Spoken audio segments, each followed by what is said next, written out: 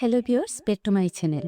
আর মাত্র একদিন পর জগন্নাথ দেবের রথযাত্রা, আর সে উপলক্ষে আজ আমি আপনাদের জন্য নিয়ে এসেছি জগন্নাথ দেবের 56 ভোগের মাঝে যে পদটা জগন্নাথ দেবের ভীষণ পছন্দের, সেই কণিকা ভোগের রেসিপি। রথযাত্রা উপলক্ষে যারা জগন্নাথ দেবকে ভোগ রান্না করে দিতে চান তারা এই রেসিপিটি সাথে রাখতে পারেন। এতে জগন্নাথ দেব যেমন প্রসন্ন হবেন, তেমনি ভক্তরা প্রসাদ পেয়ে অমৃত স্বাদ পাবে। চলুন তাহলে দেখা যাক রেসিপিটি কীভাবে রান্না করব। রেসিপিটি রান্না করার জন্য আমি এখানে নিয়েছি 1 কাপ সুগন্ধি পোলাওয়ের চাল। চালটাকে ভালো করে ধুয়ে নেব। এই রেসিপির জন্য চেষ্টা করবেন সুগন্ধি পোলাওয়ের চাল বা যে কোনো সুগন্ধি আতপ চাল। চালটাকে ভালো করে ধুয়ে একটু ঝরঝরে করে নিয়েছি। চলে যাচ্ছি এখন নেক্সট স্টেপে। রেসিপিটি রান্না করার জন্য আমি একটা গরম মশলা গুঁড়ো তৈরি করে নেব। তার জন্য চুলায় একটা প্যান বসিয়ে বেশ কিছু দারচিনি টুকরো, কয়েকটা এলাচ, একটা স্টার এনিস, কয়েকটা লবঙ্গ এবং কয়েকটা গোলমরিচ ভেজে নিয়ে ঠান্ডা করে গুঁড়ো করে নেব।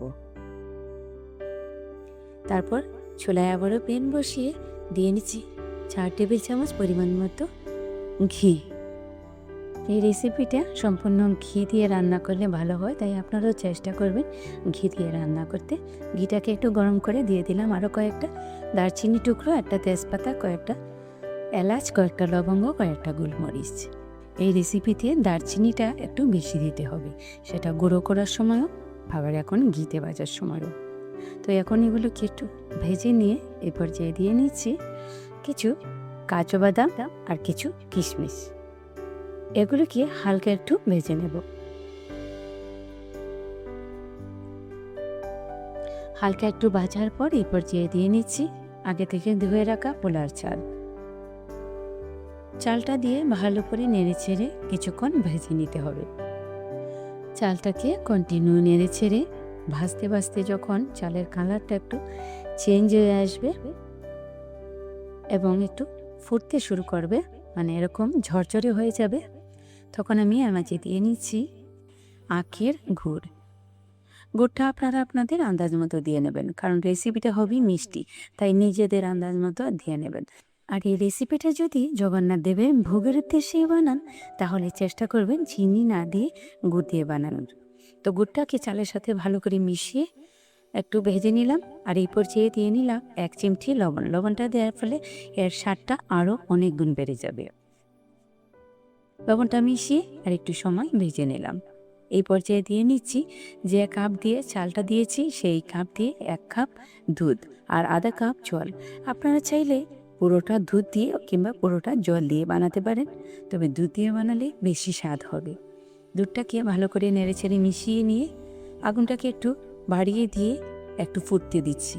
যখন ফুটতে শুরু করেছে তখন আগুনটাকে কমিয়ে ঢেকে দিয়ে দিচ্ছি আরও 10 মিনিটের জন্য। 10 মিনিট পর ঢাকনাটা তুলে নিয়ে এই পর্যায়ে দিয়ে নিচ্ছি আগে যে ভেজে রেখেছিলাম গরম মশলা, সেই গরম মশলার গুঁড়োটা দিয়ে আর একটু সময় নেড়ে ছেড়ে গরম মশলা গুঁড়োটাকে মিশিয়ে নিচ্ছি। গরম মশলা গুঁড়োটা মিশিয়ে আর একটু সময় ঢেকে রেখে দেবো যাতে করে চালটা ভালো করে ফুটে যায়।